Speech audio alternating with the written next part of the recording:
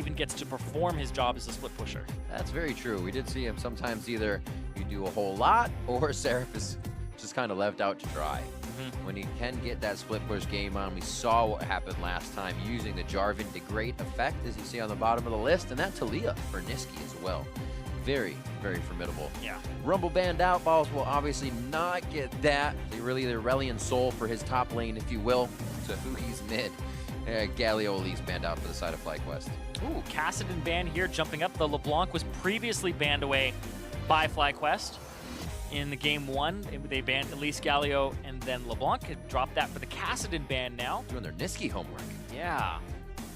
These are different bans now as well from Envy. What happened last time in game 1 was they had banned Rumble, Zac, and Orianna, and now they've dropped the Orianna ban and picked up the Caitlyn ban because it got first picked in game 1 and was a big part of how Wild Turtle got player of the game there.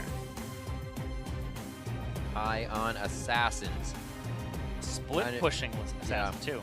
You remember his Fizz, Zed, Talon, LeBlanc are kind of three of the big ones, I think, a high. Echo falls in there somewhere at some point, but LeBlanc definitely on his in his wheelhouse.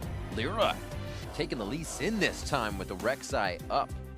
Yeah, Rek'Sai, I feel like a lot of people are kind of messing around with the power levels. Moon even messaged me, and he's just like, man, Rek'Sai sucks. I'm like, you know, if you don't get to do much for the first 9 levels of the game, then yeah, she definitely is in that wheelhouse of sucking a whole bunch. But we'll see here what happens, because that's interesting. We've seen it unsuck. Niski was very vocal there on his player cam during the first round of picks, and it looks like they just wanted to pick him Cassiopeia super early on.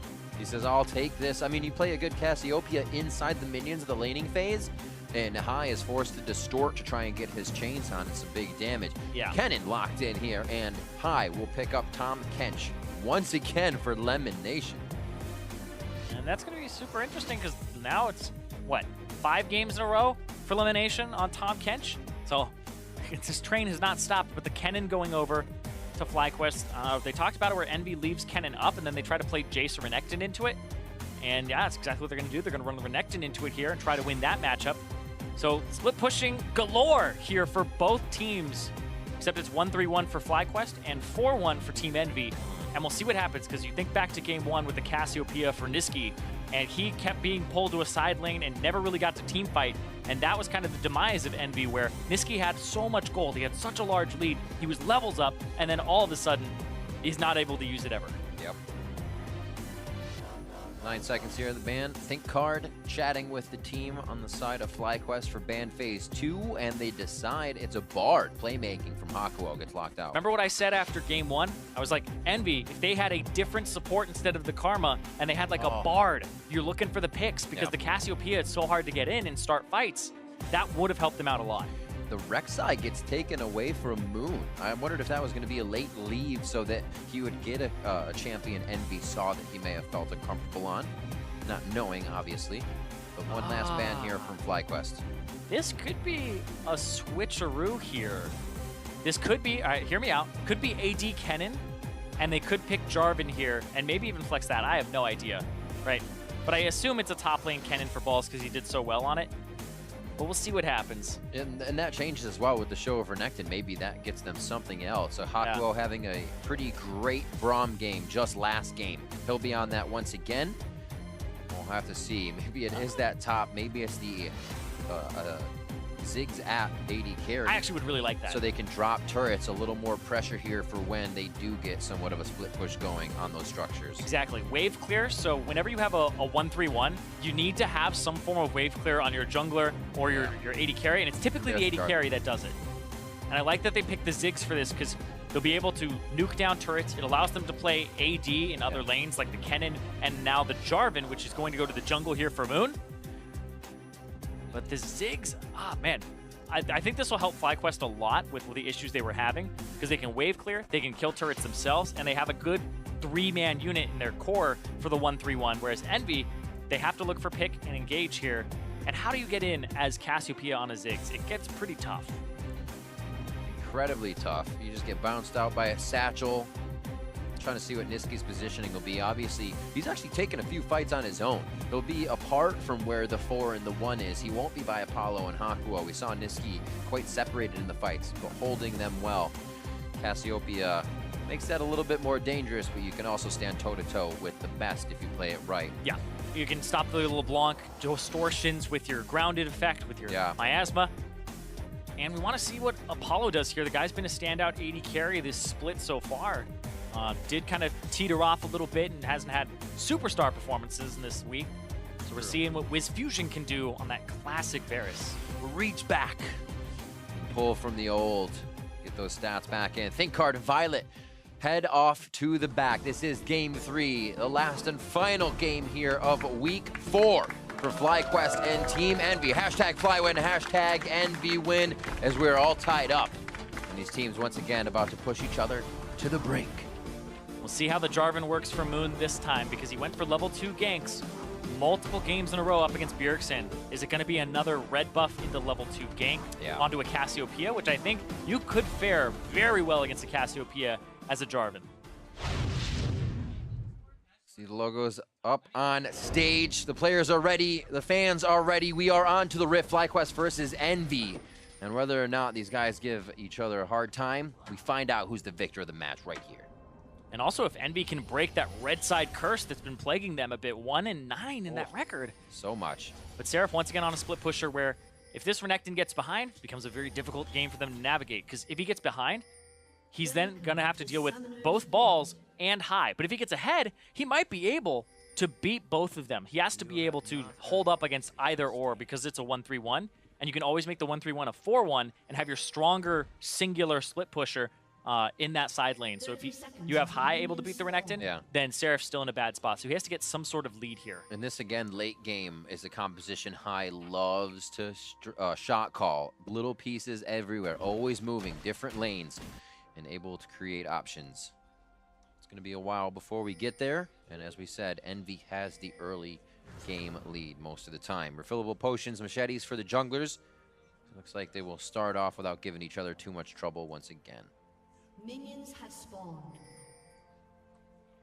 Possibly red buff start here for Moon into a level 2 gank, but we shall see. No Raptor start here. It's been very common for the past few months. And so we'll see. Yeah, and you can see Balls is also kind of keeping track of, is it a Raptor start? Where is this jungler? Sees that he's not there. Sees that they don't get pulled. Question mark. And then the bot side, it's not a complete fake leash. They aren't using mana. Don't use mana. Show pretty early with when the minions would meet. And they also warded. You see on mid, there's actually a ward from, I believe it's Hakuo put that one down, right there to make sure there isn't a level 2 gank. You gotta be wondering, it's something that they're trying to sneak in quite early. EnVy. Oh, wait. Getting to the lane and actually playing it very strong. Moon's ganking from the other side. He knows that that ward went down, and he's gonna try to gank Niski from the opposite side. He flashes in to make Niski flash. Can they capitalize? What a play and mind game going on Niski first. And this is something that you almost never appreciate as a spectator, is they had wards on the bottom side. They knew that Moon started there, and then instead of doing another camp, he spends so much time, and it could have been wasted going to the other side of the map. And as a mid laner, you play to the opposite side that you last saw the jungler. So Niski is playing that right, and Moon is manipulating the vision. So nicely done as well to flash onto Niski to say, we're right here. You have to flash. Oh, he's going to go for it again. Yeah, why not? Moon can still flag and drag. That flash being down is Niski dead. Well, he may not think of it right away. And High also has W and E, so it could be another kill here. Niski. High's playing to the top left side. Gets a ward in. It might have tipped him off just a little bit. But High still so much control of the lane, and that helps. A lot of damage already. Just because he hit level 3, High was able to throw a Q in there too. So yeah, super slow jungle routes, but they're just trying to set them behind here. And also, Niski has to play it safe because he knows that Jarvan was on this side, but his ward is inside of the brush, not inside of the lane at all, so he wouldn't be able to see that there he goes, puts the other ward over the wall for the Raptors to know that that went down. And you can see Niski already down a ton of CS in this mid lane because of that gank. So what they did yesterday to his Syndra, he was able to level out games on Cassio and Syndra until they hit him hard. And actually repeat gank that quite a few times. That may be High's call to stay off. I have this lane now because as a LeBlanc, you can do quite a bit of damage here without knowing you're pulling in Lyra with your jungler. And all these minions. Yeah, you'll be able to pick up some of them as the Cassiopeia. Snakes. Missed about 3, 4, 5. Yeah, got it. All right, so yeah, you can see the difference in the CS, and that's going to be the TP back into the lane from High. It is a cannon minion wave, so it's a good time for Niski to back. Yeah. But High has enough to kind of clear these waves out and get the better of them. 28 to 29 on the bot side. We don't expect much to be happening here as Wild Turtle and Lemon always can go aggressive, but they've been playing this Devour safety lane for so long now. Past 5 games for Tom Kench, or Elimination on Tom Kench. Yeah, it's been all about safety for keeping Wild Turtle there and alive, and I like this for them, and I think this Ziggs is going to be a pick that does work out for them. I like seeing this one here when you try to round out a composition that needs some wave clear and wants to 1-3-1, so we'll see. That's synergy. They just ate a biscuit at the same time. Looking for the empowered stun. Waiting for that E. Ah, he predicted the flash. Yeah. Lyra was kind of leading him there. You see Ball smiling. He's like, nice try. Yeah. Yeah. And I think he's also like, I guess I didn't need to flash there as well. After the Q came out. So, little jumpy, I guess. Why not? You don't want to be the one to really make something happen this game that falls back. Oof. At FlyQuest, already with a lead to High in the mid lane. We wondered how this LeBlanc could fare. And Niski's not having fun. Keeping within a range of 5 to 6 CS, we'll see how much that gets troublesome.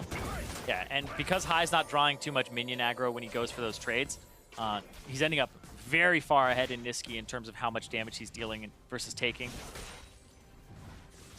It was good from Envy to actually push that all the way to the turret, so Wild Turtle does miss out on some CS as he backs for Lost Chapter. But now, interrupts Hakuo, doesn't get to interrupt Apollo though, and that's the person you want to interrupt. High? Oh, you're... He wants to go for it. So right? close. But he doesn't know. Oh, if he W's. You're ready to take this. Did he connect the Q? High got Distortion back quick enough. There's no cripple to come through. Looking to land it, and they do!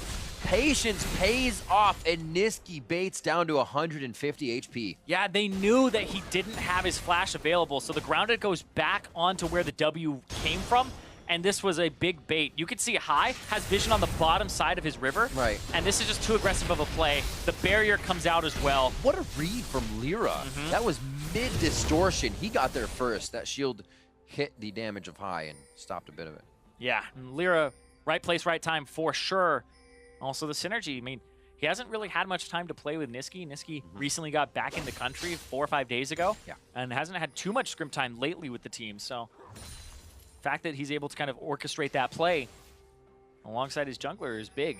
So at this point, they know he doesn't have flash, so Lightning Rush is not used unless you know it's in the escape, and this could be a very dead top lane for FlyQuest. Ball's going down with one last hit, and it's a kick to the butt side. That's going to be Lyra coming up with a kill. Facepalm there from Niski. He knew his flash wasn't up for a little bit longer and went for the duel, and it looked like he actually focused down something else. I had to see that again. I think he broke his focus on which one was which. And 1 for 1 across the map. Helps out quite a bit. Replay as well for this mid lane back and forth. Yeah, so Niski doesn't have flash for a few more seconds here, despite what it shows you. And then when they break, he goes after the wrong one there with one Twin Fang, but I don't think that's the difference there. And he's just, instantly back into it. You know, no time. No time. It can't. You know, that's one of the really impressive things in what as well. You kind of sit at home and you let each play affect you for maybe 5 to 10 seconds. These guys, they don't have time to say, oh, I'm sorry I did that. It's clear comms. The team knows they died top. They're going to correct it. They're going to try to come back harder. Hakuo, very, very low here. One last hit. Oh, he keeps himself alive as High just couldn't get out enough autos with his cooldowns waiting to come up. Yep. Whoopsies. Yeah, wasn't able to get enough damage there, but good shield from Hakuo, and doesn't even blow his flash either, or exhaust, so keeps a cool head. And dodges. This is also a learning game as well for High and Niski. Niski's trying to figure out which way High is throwing those. He's now starting to trend down more with his dodges. High may realize that and start throwing the chains down as Niski could be dodging into them. Such a mind game between the Cass and the LeBlanc here that they have made in the mid lane. Close in CS still as FlyQuest start to take the first dragon of the game. I'm looking at a some runes here, and looking at Cassiopeia's base magic resistance is 30, and Niski started the game with 34, so not full magic resistance against the LeBlanc. Yeah. And there's a lot of autos in there too. He doesn't have any armor in his runes as well, so it's a very aggressive slash scaling page from Niski. Well, I think we can see that it did hurt him a little bit early game. You see every time that the LeBlanc tries to go for a trade. Yeah. Taking quite a bit of damage, and he ran that barrier along with it to make sure he can take these trades if they do come in. Moon made it a little too hard to start, but Niski has got himself a retribution kill. Hai now down to the bot side. We do not yet have a turret down, but they're going to start switching things up, and looks like Niski gets to go up against Turtle Elimination. Okay, maybe. I think they'll adjust the lanes and bring their Varus mid for the wave clear. Oh, of course, of course. Yeah. Just for the time being. Gotcha, yeah, he'll just back up. His turret, pretty full HP, so don't think it's gonna drop anytime soon. Checking on the runes from Niski. Magic penetration, he's got 3 magic resist runes, and scaling cooldown reduction, and scaling health. So no armor, no MR, that's fine. The scaling health is a very worth rune, but the LeBlanc will build some AD like the Bilgewater Cutlass like he has now. So you do have to be a little bit weary when it comes to the fact that Hai will deal a lot of damage to this Cassiopeia, who's looking to scale. So the runes are built for that.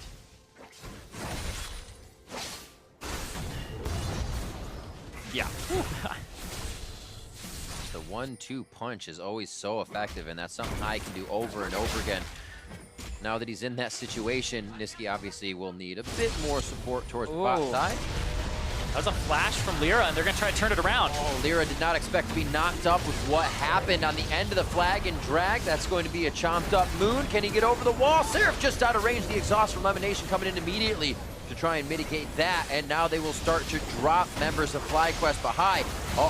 Envy also low in this fight. Falls, looks to go down. One last shot for Hai. The poison's ticking. He will fall. Now they're going to turn onto Balls, be able to clean him up. It was such a wait for anybody to be grabbed who was for sure going into the fight, and Envy felt like they had the upper hand finally. Yeah, a very strange fight here from both sides, but Envy come out on top.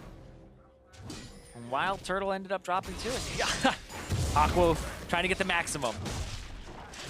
The min-max, that's what it is right there, some of it. We'll see this replay again in a minute, but the first time the teams have really met, and we see what happens here early game. Yeah, Moon goes for clearing a ward, and then the flash from Lyra is right in front, but can't get the kickoff in time. Niski doesn't get the stun on anybody either, so he goes down, but Lyra goes down. But look at this flank from Balls, tries to come around, and really can only get to Niski here. So he duels Niski, whereas everybody else is trying to pick up Seraph, and the cooldowns and the rotation from Hai still doesn't have much CDR in this build. Whereas Apollo and Hakuo got to play off on that left side. And Moon had already bailed out, so not able to really help out here. Yeah. And he just turns tail and runs afterwards. So yeah, the fact that Moon got out. Lemon running around. Did. I can only eat so many people. I know, he's like, it's like when your children are all running around, you got multiple ones, like, stop touching that, you stop, no, come back here. That's hot, don't do that. Step away. Safety. Safety is the #1 thing, and that's the pick to try to get out with that Tom Kench. Able to save Moon.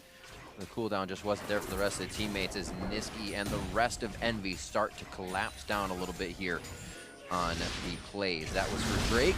That Drake went over to FlyQuest still in the end. Well, Lemon didn't bring anybody. Abyssal Voyage to the top.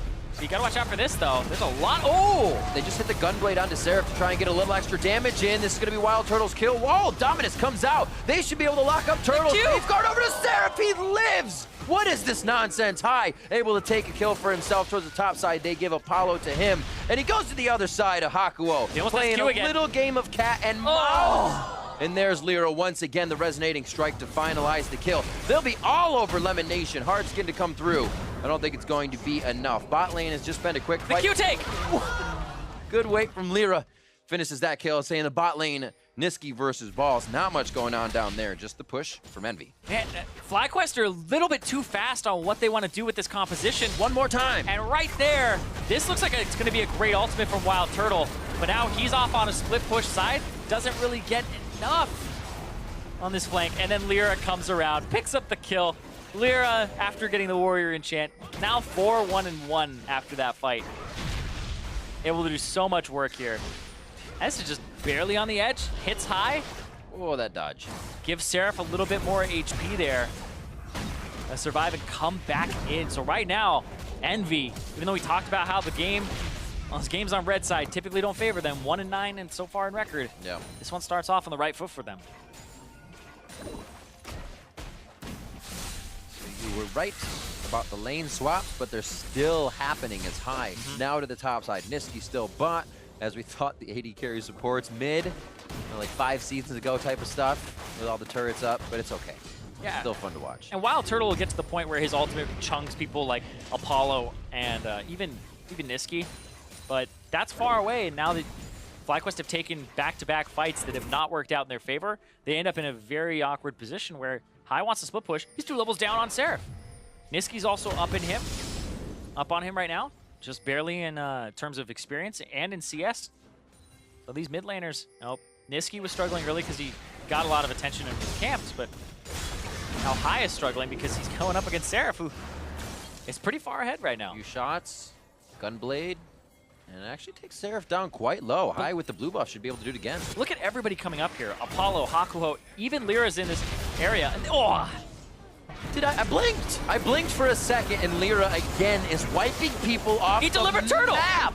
Oh my word, right into the back of the fight. Turtle had no chance at that point, and Lyra coming up huge for the team, and then they're able to continuously capitalize on FlyQuest that is just in chaos. Yeah, I mean, they're like moths to a flame. There's a fight, High's in trouble, everybody get in here, gentlemen, let's go. And Lyra gets there first. They have the river control. They're on top of the Scuttle Crab.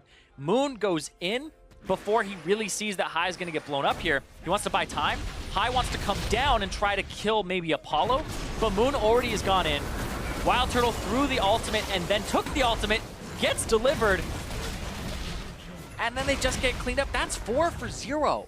FlyQuest just get mopped up, and Envy now have a much larger lead than they had even just a moment ago. That's 3 back-to-back-to-back fights that FlyQuest really were trying to collapse on that get turned around. They got to play slower. I feel like that's just a huge issue here for FlyQuest, is playing slow, because they try to set the tempo, and then Envy are like, oh, that's a good pace for us. Let's go. I mean, that's almost the point, right? If High has got those 4 kills, he was 4-3, then goes top side. If he can stay alive, everybody yo-yos the pressure mid, which means back and forth, make the fight look good, but don't take it. And then they say, wait, the 4-kill guy's getting ganked, and you're right. They fly right towards him like a moth to a flame. Yeah, the vision not really controlled very heavily here. Yeah. And you can see just levels up across the board. Seraph is up a level. You also have Apollo up 2 levels right now. Lyra was predicting off to the left side. So many chains. He gets out alive. Yeah, and that's fine from High to do that. But you do have to watch out for how the map is going to collapse now. Rift Herald in possession of Envy. Lyra does have that. So as soon as he uses that and tries to get a turret, we'll see what happens. Could be a bottom lane collapse. They need that first turret still. See if it happens here. Like you said, Lyra cross map right now, globe-trotting. 3 different junglers across this series, from Rek'Sai Elise now to Lee Sin, showing well on every single one of them. It's hard to take control of your jungle when this guy is in game, and it almost has been since he's entered the league. Those games he's unlocked, he looks unstoppable. See where the pressure continues as Lyra goes back for the dragon. Now spawned, an Ocean Drake over the side of Envy could help him hang out in lanes. They have some good sustain already, so this would just synergize well.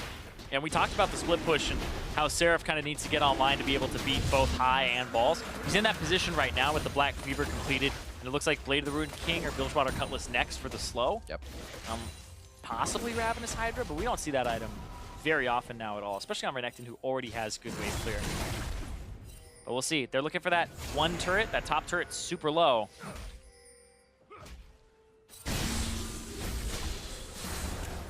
Vision slows things down, but whenever you see somebody across the map, you might get the 1v1 there between Niski and High. Goes in favor of High, but Niski also may look to bait out those barrier moves. Pressure now in mid lane for Envy, and it does not look like this is going to be stopped.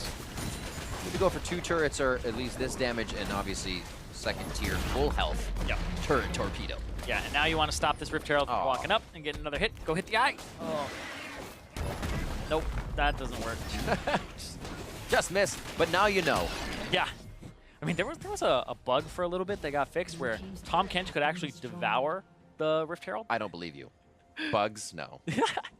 You could devour it, and the first time we found that was one of my teammates devoured it as it was charging. So it looked like it just ran into his mouth and got really small. Like, wait, what the? But yeah, you can do that. But can't satchel charge it. Nope. You can Bard ulti the turret, save it that way. That's true.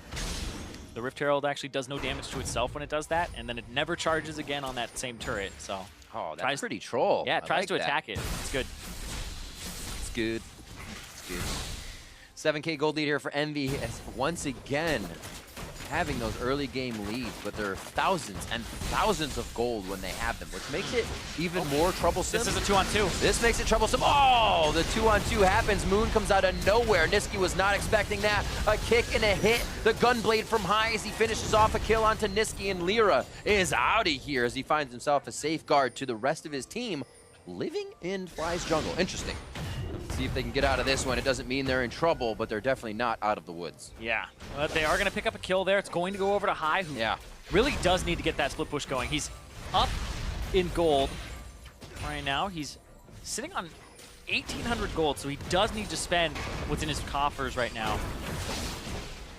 But yeah, they're sieging bottom lane. They don't have Wild Turtle here. Doesn't have the ultimate either to kind of clear this out. And High's using the distortion less for setting up the wave and more for trying to push. Or push out these guys. Nice block. Akuo should be all right in this situation. A game of cat and mouse right now between Turtle and Seraph as Seraph chases Turtle out of mid lane. He's forced to run through the jungle on the mini-map. But back to this bottom turret, very low, and it looks like Apollo and Akuo aren't going to give up until they find that damage that they need. Balls will do. Oh, there's the stun. Oh, 1, 2, 3, Abyssal behind them. Wait a minute, FlyQuest taking the full Abyssal Voyage, thinking High would be able to teleport in and assist the fight. They might still be able to. Hard skin on elimination. He goes down without being able to help.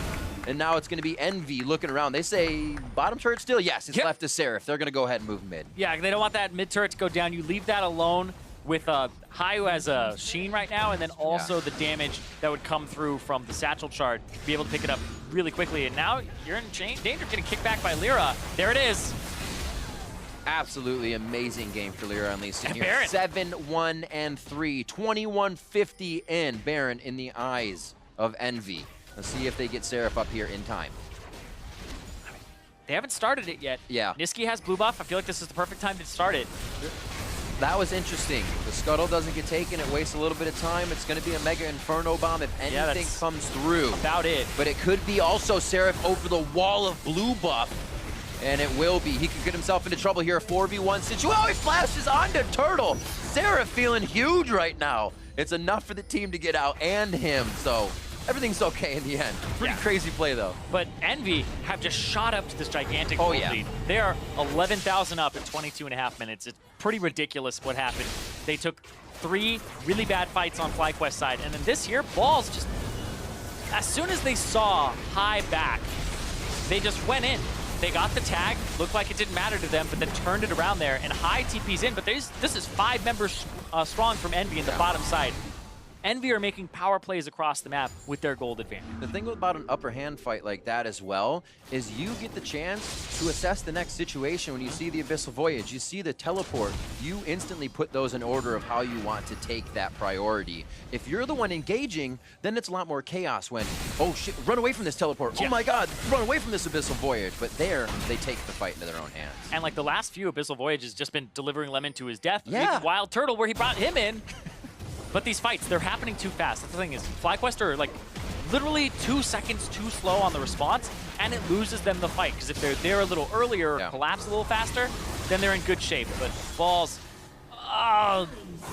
soloed out by Seraph here, who's up 2 levels.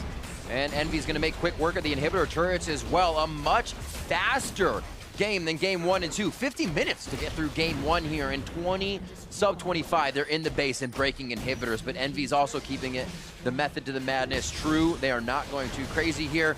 That's Seraph's job. They're going to go down to the bot side now. Yeah, Baron buffed up minions, going to get cleared out there by Wild Turtle's ultimate. and this bottom lane wasn't able to turn online. There's just so much gold across the board for Envy. You just look at the score lines for them. Niski's kind of the only person who, got camped early, got left out to dry, but then the team fights happened after Niski would die, and everybody else is kind of soaking in the gold now. It's just flying in. Nicely able to absorb that pressure as well. The team probably behind him, letting him know everything's all right. We are making strides in this game. And like you said, Envy looking to go 500 here week 4, even in their scoreline if they can get this victory. 19-6, it only looks so much farther away from them as they start to put the finishing touches on the base. Yeah, and now with those 2 inhibitors down, it's a long time before there's an Elder Dragon, and it's a bit longer before there's another Baron. So there's 1 minute left on this Baron buff. Everybody top lane, I would believe. The Cloud Drake, nobody gives a damn about that. Sorry, Freak. Well, sometimes, what if when there's two? No. When there's two? Well, then that's when you get the Zoom Zoom, according to Chad. The Zoom Zoom comes online. But I feel like now you don't need that Cloud Drake. You just want to kill Drakes and get to that Elder Dragon, if anything. But I feel like you don't want that to happen. You just want to end the game before 35 minutes even rolls around as Envy. And that's something that Dash and Mark brought up on the analyst desk as well. When you have the X13,000 gold lead, when does it come when you take that definitive fight and you just take the Nexus down? Yeah. No hesitation. None really yet so far from Envy, so they're staying out of that. Here they are in the last outer turret before they get to the base of FlyQuest. Seraph 3 levels up right now on this Renekton. The guy has been going crazy this game. High. Getting some damage back onto Lyra, and is trying to protect his turret. Even with the wave clear of Wild Turtle, it's still not at that point yet where they feel really good about clearing out all these minions. 11 turrets on the map per side. 3 more to be dropped for FlyQuest, and they have yet to find one of Envy's, which means a whole lot of gold sits out there in front of them, but they haven't been able to approach it since 15, even 10 minutes into the game. Yeah, like, is that 14,000 gold worth of turrets left for them?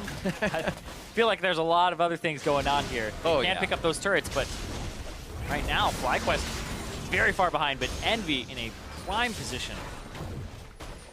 Yeah, now you have to pull Wild Turtle to go kill the bottom wave. Right. Super Minions take extra damage from magic damage because they have negative 30 MR, 100 armor. So it's really easy for a Ziggs to kind of clear them out. That's what Wild Turtle will be looking to do, but you only have so much wave clear. You can only pull yourself so thin. Lyra getting High's attention. Moon, what? Moon gets 2, Apollo and Hakuo in that one, but the Cataclysm was Envy's to work with. Boss is going to go down. Slicing Maelstrom does not stop much on that, as it's going to be the kill for Apollo. Envy looking to put the final touches on, and they are not playing with their food this time. They head straight for the dessert bar, and that's the Nexus. 27 minutes in, continuously getting stronger throughout this matchup. With finding a few clubs along the way, Envy will bring themselves to even in the scoreline. 500 here at week 4. Envy take down FlyQuest. And Envy? Well, killing the Nexus. It'll happen eventually. There we go. Hey, Envy take down FlyQuest. Want to say it again? 2's good. Okay. Yeah, they take down FlyQuest, and now Envy have a better record than they did in spring with 4 wins in terms of matches. Right. So you can see, happy about that. Niski getting a win as well in his first week. FlyQuest, a few strides himself, but again, it seems like the composition doesn't come together. They stray from a certain win condition with their slight lead, and then they can't seem to ever grasp one once again because they just get shut out in their attempts. Yeah, it was just kind of fast skirmishes over and over and over again. And when I even look just at the damage, it looks as though FlyQuest did more damage overall than you see being dealt from Envy. Envy, Niski got shut down, did less damage than Lyra, did only 1,000 damage more on that Cassiopeia than Braum. But it's the rest of the team that was able to step up, which is a good sign for a team like Envy, where they were having troubles in their mid lane before. Period came in, kind of remedied some of those. Niski's come in, and the whole team is just playing better. It's that behind-the-scenes guy. He might die every round if you're playing Counter-Strike, but he diffuses the bomb before he dies, and that's what you need. It's all unseen.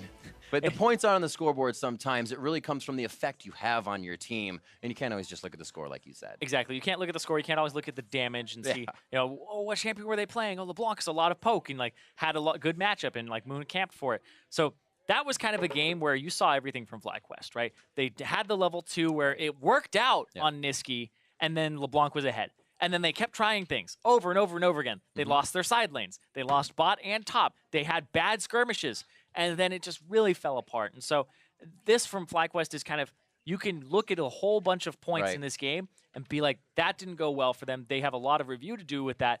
But it's always easier said than done. When you say, oh, we should have collapsed earlier. It's like, well, how do you fix that problem when I had a minion wave to clear? So that's a back and forth in communication and everybody being on the same page. It also starts to become a little of a one-way road. When you take Tahm Kench that many times, when you only have a certain amount of things, and you're still trying to play Ziggs, which is compatible with compositions, but we're not really seeing full meta compositions from these guys. When Happy from FlyQuest, that's kind of their bread and butter to be able to bring out cool strategies, but it seems to be even taking them down some roads they don't want to. Yeah, I feel like this wasn't so much a compositional failure. I feel it was those collapses, right? There's a lot of fights where they lose it, and then they have another fight immediately after to try and get back in the game. They lose it, and they're like, all right, one more time. Third time's a charm to lose the game for them. And that's exactly what happened. So FlyQuest kind of got a little too big for their britches and went forward too many times in a row.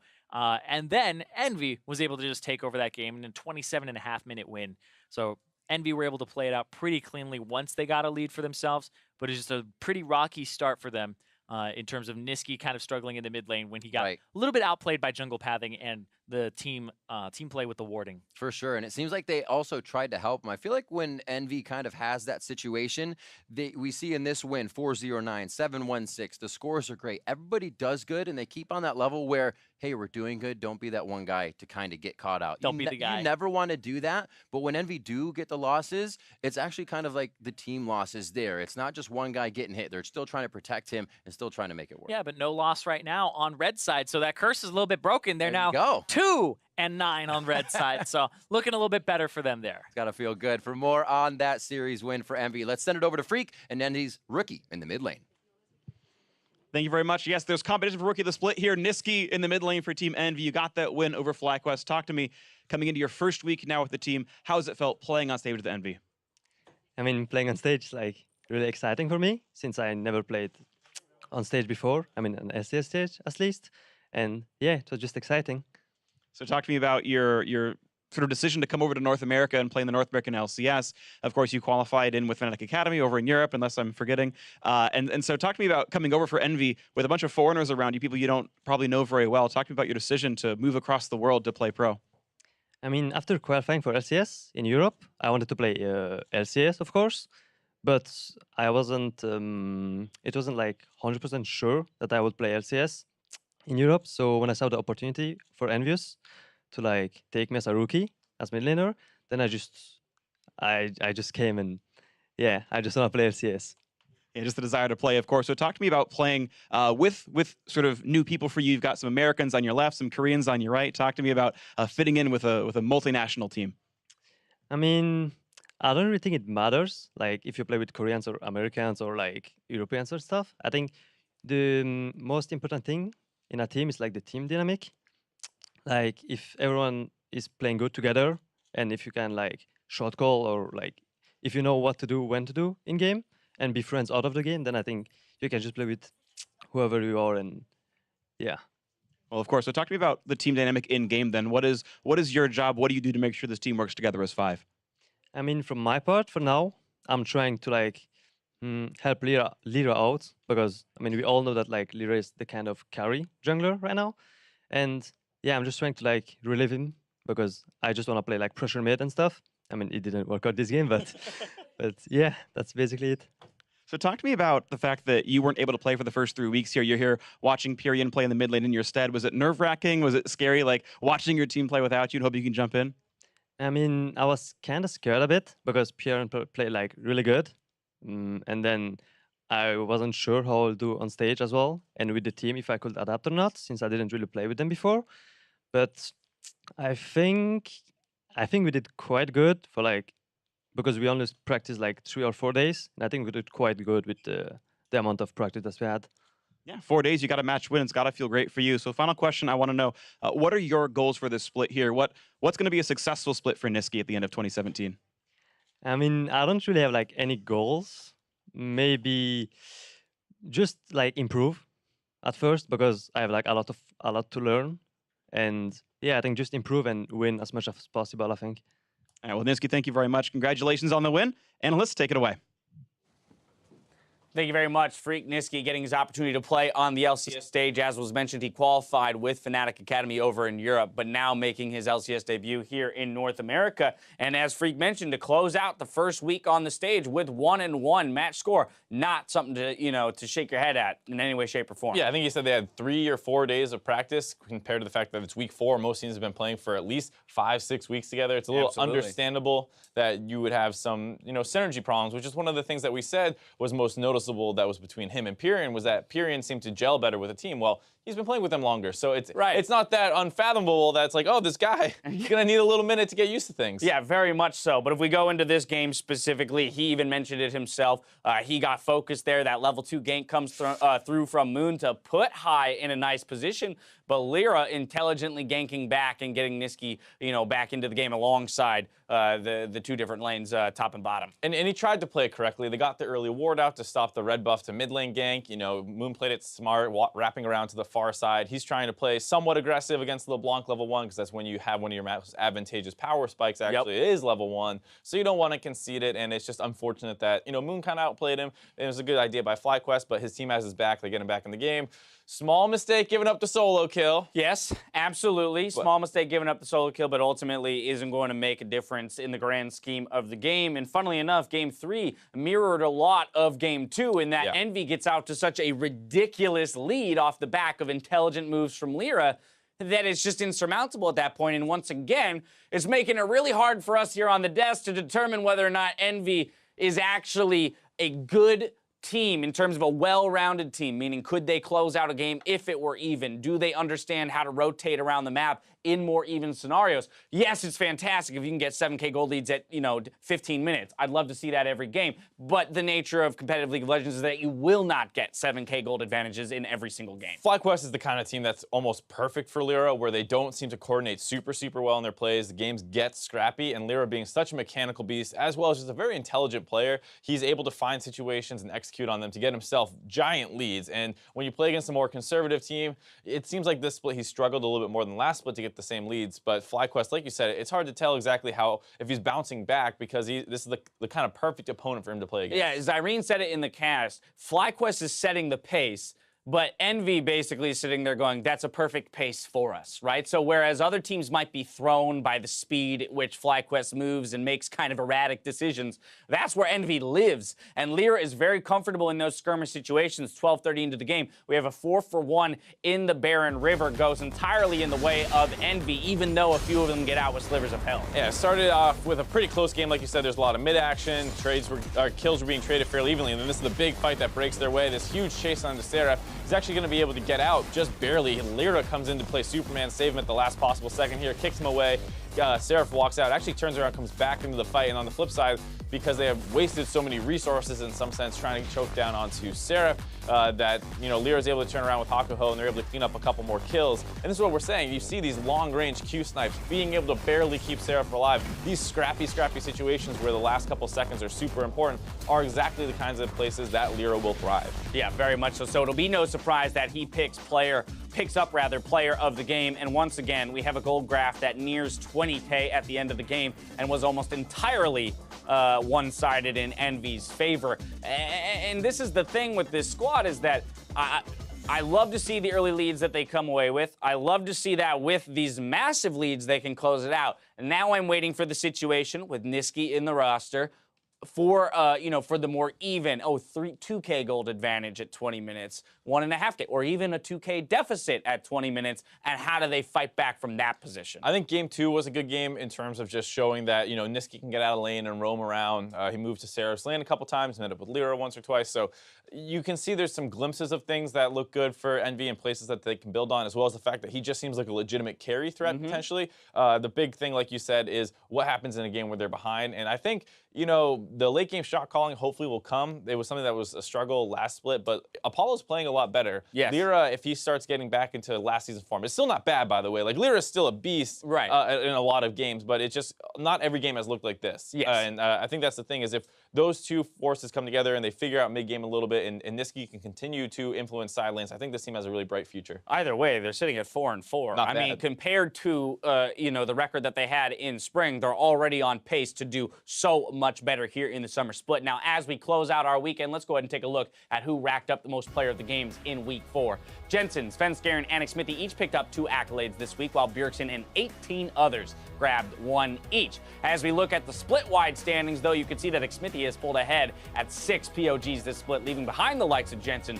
Shrimp, and Someday, who only have 4 to their name. That's nothing to scoff at, having 4 to your name, but man, Smithy this split has just been a rock star. It's just such a night and day performance difference between last split and this one. And he was always good in the early game, but this time around you see like these 18-minute crazy Gragas ultimates that make your head turn around. Predicted Gragas ult. I could replay that 12 times. Yeah, exactly. So those kinds of plays, and he's doing them relatively consistently, is just huge for the team. Now, those were the individuals who performed this weekend. Now let's take a look at the standings and see where the teams all landed. With their win today, TSM promote to 2nd place alongside Counterlogic Gaming, while Cloud9 boost their record to 5-3, putting them in 4th next to Team Dignitas. Teams will have a chance to further shake up the standings with our matches on Friday. Week 5 starts with a rematch of the spring finals as Cloud9 takes on TSM. After that, Mike Young and Phoenix One face off against Lyra and Team Envy. That might be an interesting test for Team Envy. Once again, still playing against a team that's sitting at 1-7 in Phoenix One at this point. But Mike Young, who's looked decent in the early game and can match a lot of junglers in the early game, might give Lyra a bit of a run for his money, as well as looking at the playmaker of Ryu up against Niski, the rookie. We'll see how those matchups swing. I think the other thing, of course, is to mention that, P1 lost today, and a large part of that seemed because, like, Reignover got the better of Mike Young, and you're going up against Lyra, who's a beast in and of himself, kind of different, a lot more mechanically proficient, less of, like, a pathing intelligence. I mean, obviously Lyra's good at that, too, might be a better style match for Mike Young because he wants to get in and fight Lyra a ton, whereas Reignover's willing to path away from that and just make things happen somewhere else. Either way, I think it's crazy that I'm saying the 10th place team is going to give a run, to the team sitting at 500, but I truly feel that way with Mike Young being added to the roster. Now, you joined the conversation on Twitter to call out the biggest plays of the weekend, and here are a few that we agreed were pretty insane, brought to you by Acer. First up, El Nitino knows a good barrel when he sees one. That was the best Gragas ult I've ever seen. Smithy is suddenly a god again. Take a look. Well, speaking of kills, though, Smithy running low. Oh my God! That ball, like, the freaking explosive cast was insane! Bow down to the new jungle. God! How about this? Predicting the flash, knowing his opponent will go on the cast animation, predictive cask there. That was absurd. That was so good. How about the camera work? Spinning around on top, that was pretty sick, too. Camera work, pretty good. I said I could watch it 12 more times. We just want to roll that out, 11 more? No. No? Okay, fine. I'll go home and watch it. Up next, Kenan French celebrated Lorlo's huge game on Jarvan, saying Quadra is a pretty good way to end the series. Woo! They will try to take him down. The re-engage, then a big knockup and a double kill here for the top laner. Lorlo staying alive, and the kill still coming through. Zig very, very low, ready to get chopped down, and it's going to be a Quadra kill for Lorlo. Kill Cassio. Okay. I kill them all. Push mid. Push mid. Push mid. Push mid. Nice, guys. See you, nerds. Slushy rather, jacking the pentakill. Yeah, I thought, Lorlo was going to pop off way harder in the comms. He's usually a pretty excitable guy. We had woo before the rolled out, and then he was just like... Didn't even match my woo. What's mid. up with that? Yeah, I know. You had more energy. All right, finally, True Blue Lou couldn't ignore Flame's multiple outplays in his series against Dignitas, saying, "This is why Flame is my favorite top laner of all time. 1v2, 1v3, 1v4. Nah, you got to send 5 guys." Not sure if Flame is killable, though. He's going to try to hug the wall, get away from some of these. Oh, that was so well done. All the CC. Now Shrimp's going to force to dodge the aggro.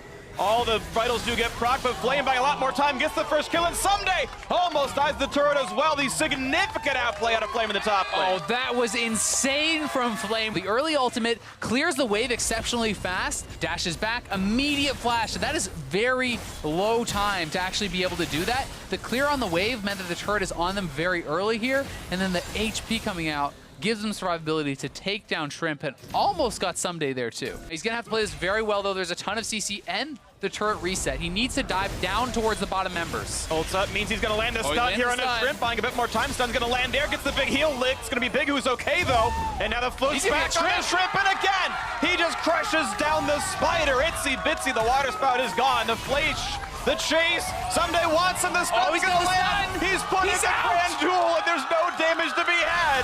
Flame is unstoppable. What a monster! If the 1v2 wasn't enough, how about the 1v3? How about the delayed 1v4 with Someday committing 2 summoner spells? Flame gets out without even having his flash. This guy's a monster.